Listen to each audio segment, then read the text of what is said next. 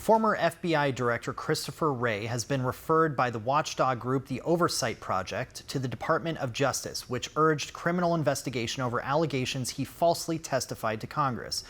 According to the referral, Wray's statements about a controversial FBI memo from its Richmond field office labeling traditional Catholics as potential domestic security threats were misleading. He described it as a solitary, isolated mistake that he acted swiftly to retract. Those individuals have all been admonished, and it is all going into their, if you would let me finish my answer, it is all going into their annual performance reviews, which has direct impact on their compensation, among other things. Oh, I see. However, the watchdog maintains internal records show at least a dozen similar instances and multiple field offices produced such assessments. They also claimed Wray concealed a second draft intended for external distribution. The Oversight Project is calling for probes into obstruction of congressional proceedings, perjury, and false statements. This development comes amid broader scrutiny of Wray's tenure, including criticism from Republicans over the Bureau's handling of China-related intelligence and media bias. The move marks a rare escalation, nominating criminal investigation against a former FBI director for his congressional testimony. Now, let's welcome President of the Oversight Project, Mike Howell. Mike, how you doing? Thanks for having me on. How much does this referral reflect a shift in strategy among watchdog groups, moving from expose to actual prosecutorial pressure? Yeah, I think that's what the Oversight Project is. I mean, we're sick of waiting around, hearing about transparency and disclosure. We're wondering when the rubber will meet the road for actual accountability. So we're trying to get things into the system that lead to just that. This isn't rocket science. Senator Grassley said Wray lied. Kash Patel, the director of the FBI, said the same thing.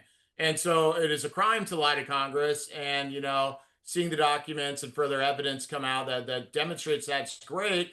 But we want to see Wray held accountable. That's why we criminally referred him. Yeah, I've always understood it to be the case that perjury is a crime and that crimes are prosecutable. But we're all still waiting for Anthony Fauci's obvious perjury before Senator Rand Paul from years and years ago to be prosecuted. Is perjury actually a prosecutable crime, or because nothing ever seems to happen when the anointed seem to commit it? Yes, it is a crime. USC 1001 deals with lying to Congress, and so I think it's up to 5 years in prison for it. And of course, Fauci has been held accountable. We found out that his pardon was no good in our AutoPen investigation. And so what we're doing basically, and the nature of our relationship with this, broader movement, is we're agitating and pushing and developing the record to get these things actually moving, making sure the paper hits the right place. Because I think everyone's sick of kind of, just talking about things. This is why President Trump won in a mandate election. They want to see it be done. And so we're trying to make sure FBI and DOJ can catch up to the promises that the president laid out. I will say we sent this criminal referral on June 26th. I've been going back and forth asking the FBI to say they are taking this up. They have not confirmed that they're actually doing it. And I think part of the problem is actually the solution. It's because Christopher Wray's misconduct and his potential crimes here were within the statute of limitations. They're within 5 years. And so instead, what we're seeing are these grandiose promises about Obama being convicted of treason and Comey and Brennan for things outside the statute of limitations. Don't get me wrong. I want to see those guys held accountable too, but it's a much clearer path with former Director Wray. And I think that could be why we aren't seeing the administration take action on it. And I'm concerned that maybe these promises that are being held out, they know they're not going to be able to meet the mail. And if they were interested, I think in accountability writ large, they'd move on Wray. And so I'm waiting for the FBI to confirm that they're actually doing anything. So could Wray's framing of the Richmond memo as a, quote, one-off suggest a pattern of minimizing institutional patterns as isolated mistakes? And how dangerous is that precedent? It's hugely dangerous. And it's not just the Catholic memo. We also referred him for downplaying the 2020 election fraud case involving, 20,000 fake IDs from the CCP to help Biden get elected. And it's a long established pattern in practice where anything that could have furthered the narrative of, everyday Americans or President Trump was basically downplayed. And then no matter how frivolous, if it hurt President Trump and his allies, it was zealously, chased to the ends of the earth. That's Jack Smith and everything else. And so that's the story of the weaponization of government, the absence of action where it was needed, and the excessive action where it's not needed. And that's what we want to correct. And these early stage, 6 months in, spiking the football, saying that the FBI has been, reformed and it's all, sunshine and rainbows right now just because there's new political leadership doesn't match with reality. There's still a lot of work to be done, and holding Wray accountable is a step in that direction they should take. So do you think internal communications at the FBI are crafted with potential congressional testimony in mind, and how might that shape what gets revealed or hidden? Yeah, I think, of course, the email records are going to be important. We're going after those as well. But you got to bring people in for subpoenas and testimonial depositions where they're actually asked questions and hard questions.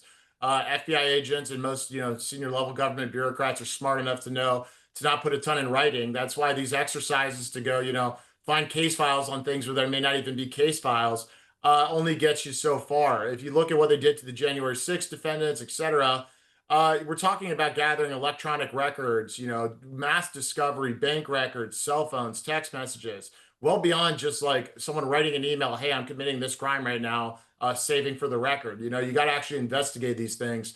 And that's what I want to see more of. So if the DOJ declines to act on this referral, what does that imply about the limits of internal accountability within the federal government, even under the Trump administration?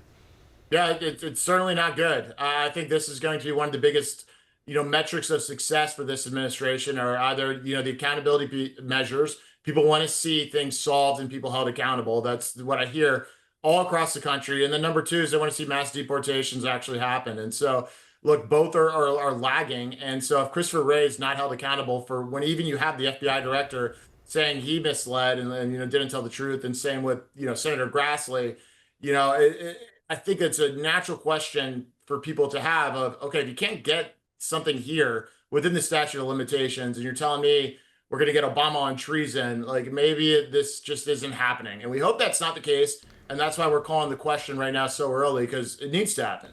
Yeah, it just boggles my mind, this characterization of President Trump as thin-skinned and vengeful. And, the people, he's the president of the United States, and the people who completely screwed him over and were committing visible treason against him are not being held accountable, even as he's, or at least have not yet been held accountable, even as he's sits in the White House.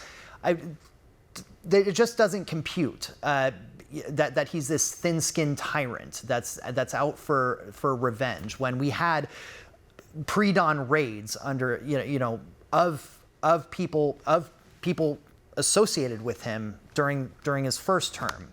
We were talking earlier about Roger Stone and how Bob Mueller did not exercise any kind of restraint when it came to making arrests. And yet we haven't seen anyone arrested or held accountable yet, while President Trump has potentially, supposedly the means to do so.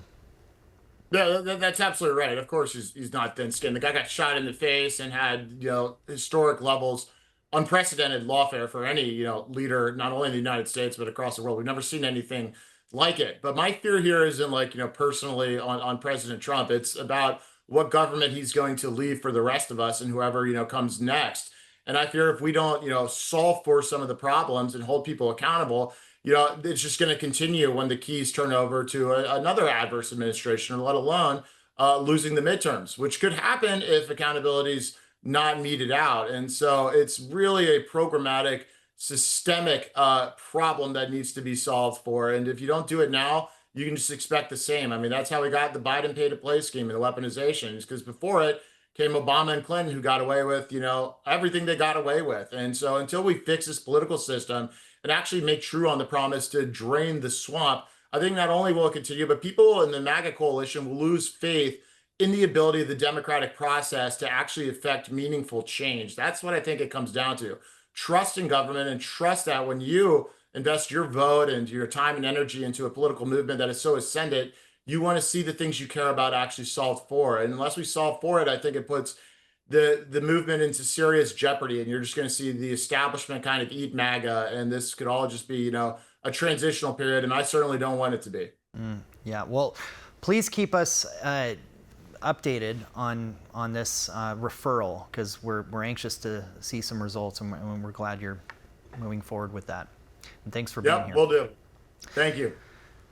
Stay tuned. Longtime Biden advisor Mike Donilon sat down with the House Oversight Committee to give testimony on Biden's cognitive ability. Congressman Tim Burchett joins us next to discuss.